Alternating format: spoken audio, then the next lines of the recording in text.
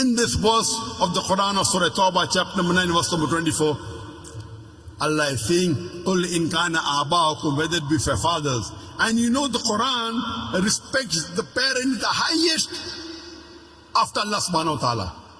Allah says in the Quran in Surah Isra, chapter number 17, verse number 23 and 24, we have ordained for you that you worship but one Allah, and that you be kind to your parents. So after Allah comes the parents. That you be kind to your parents, and if one of them or both of them reach old age, do not say a word of contempt. Don't say off to them. That means one or both of your parents reach old age, whatever they say, you cannot retaliate. You can't even say off to them. So much you have to respect them. Don't say off to them, but rather address them with honor.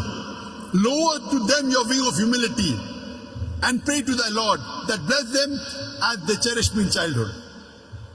According to the verse of the Quran, respecting the parents is of utmost importance. After worshipping Allah, come respecting your parents.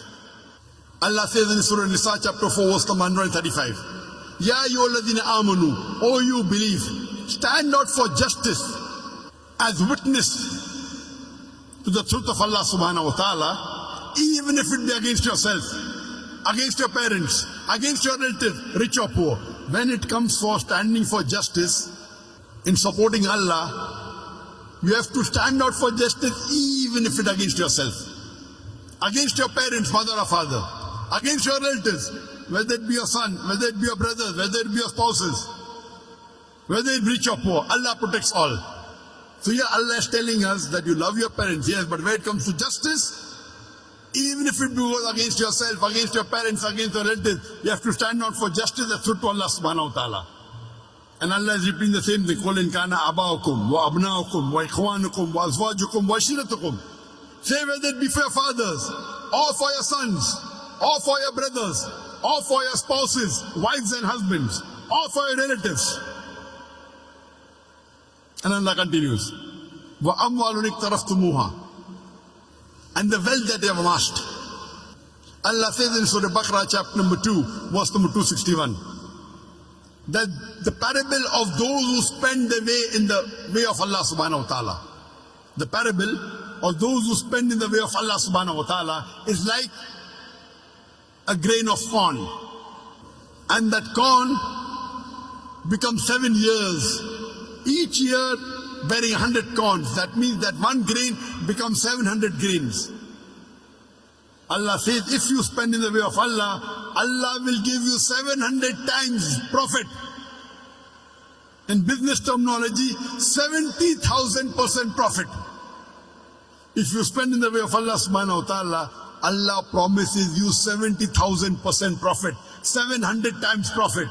And Allah continues, Allah will give you much more. That means minimum profit Allah has guaranteed you. If you spend in the way of Allah, is 70,000%, 700 times profit. Allah continues, وَأَمْوَالٌ اقْتَرَفْتُمُوهَا وَتِجَارَةٌ تَخْشَوْنَ كَسَادَهَا وَمَسَاكِنُ تَرْضَوْنَهَا. The wealth you have amassed, the business in which you deal, the house in which you live. What are your considerations? Why are you afraid to do dawah? Why are you afraid to go for jihad in the way of Allah subhanahu wa ta'ala? Striving in the way of Allah subhanahu wa ta'ala. Are you worried about your wealth? The business in which you deal? Okay, if I do dawah with a non-Muslim, maybe I will lose my business. Maybe I'll have less customers. The wealth you have amassed, the business in which you deal, the house in which you live. Are you afraid that if you do dawah, strive and struggle in the way of Allah subhanahu wa ta'ala, whether it be striving physically, whether it be striving for dawah, whether it be striving to explain the Quran, are you afraid of your fathers, of your sons, of your brothers, of your spouses, wives and husbands, of your relatives, the wealth they have amassed, the business in which you deal, the house in which you live?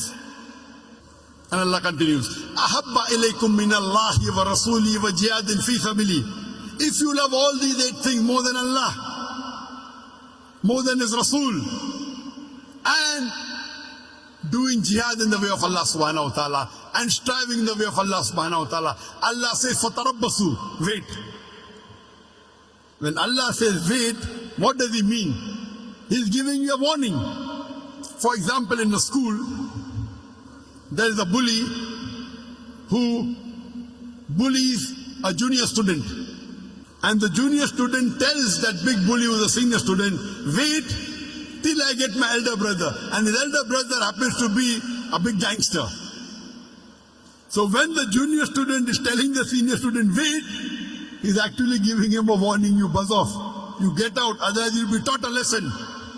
When the junior student tells the senior student, wait, he's telling him, wait till I teach you a lesson. That means you better run off. So when Allah says, fatarabbasu, Allah is telling us Muslims, you better improve. فَتَرَبَّصُوا حَتَّى يَأْتِيَ اللَّهِ بِأَمْرِهِ, until Allah brings about His decision unto you.